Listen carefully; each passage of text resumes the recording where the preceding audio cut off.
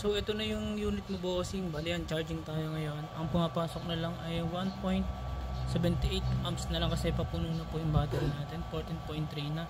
Ang kasama natin na charger is 10 ampere na po yan mga master. 10 ampere po yan, 10 ampere.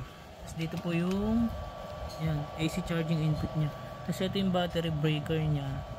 Kung sakaling mo yung mag-short sa loob, magti-trip lang yan. Tapos ito po yung main switch natin. Tapos pag binuksan mo yan, magbubukas na po ito yan.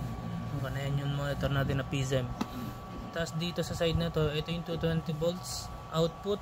Ito yung light 1 tsaka light 2. Tapos ito may mga fuse yan sa PSM, sa ilaw tsaka sa inverter. Tapos dito sa gawin na to, ito po yung pag in-open mo itong 220 volts, ito may 220 volts na to. Tapos may resettable fuse yan. Yan, sakaling may mag-short circuit, ito, mag-trip lang itong resettable fuse natin. Tapos ito DC fuse para dito sa ito, mga DC to. Pwede kong maglagay ng ilaw na DC diyan. Tapos ito yung switch niyan, switch para gumana to. Yan.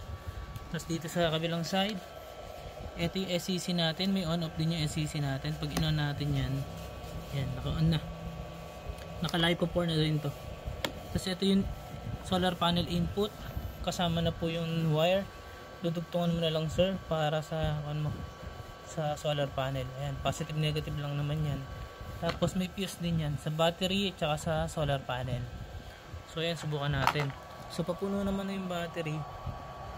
So ang subukan muna natin itong, ayun, puno na yung battery natin. So hugodin na natin. Ngayon ang unahin muna natin i-on itong si light 1. Ayan, gumana po yung light 1. Tapos yung light 2. Yan yung light 2. Ito po ay 50 Ah portable power station. Ang capacity po nito ay 50 Ah. Tapos ang battery nito ay ang inverter nito ay pure sine wave na 500 watts continuous, 1000 watts peak, pure sine wave yan mga master.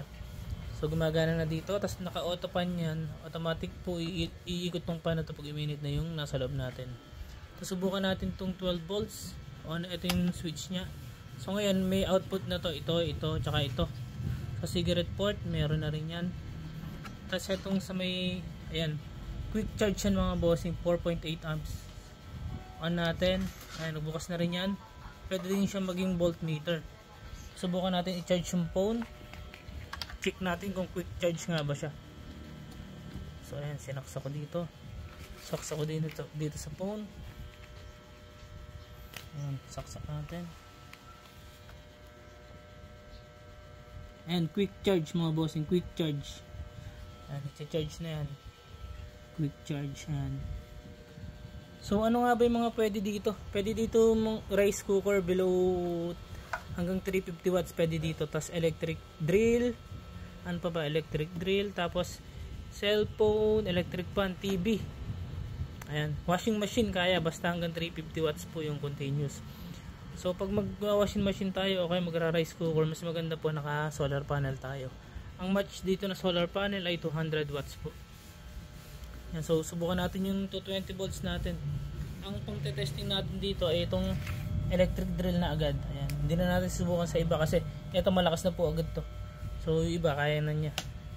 So ayan, gumagana na siya ngayon.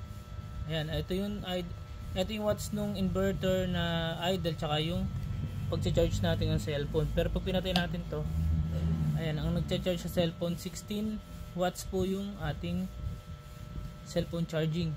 So okay na, buksan natin to. So ayan, tumaas na to. Saksak natin to ngayong electric drill. Saksak natin dito. Ayan, so subukan natin. Moment of truth.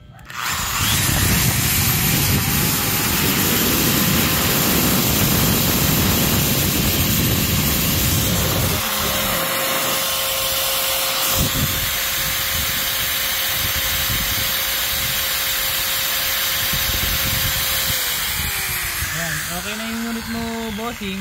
So umikot na rin yata yung pan. Ayan, hindi pa pala may ikot. So ayan, isa pa ulit.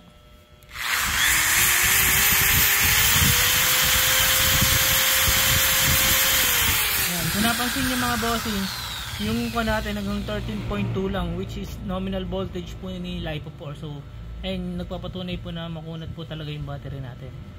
dahil po dyan sa hanggang 13.2 lang yung nangyayari sa kanya.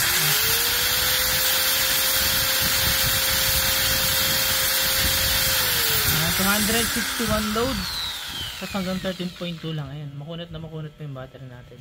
Ito po yung 50Ah portable power station natin. Ayan, thank you.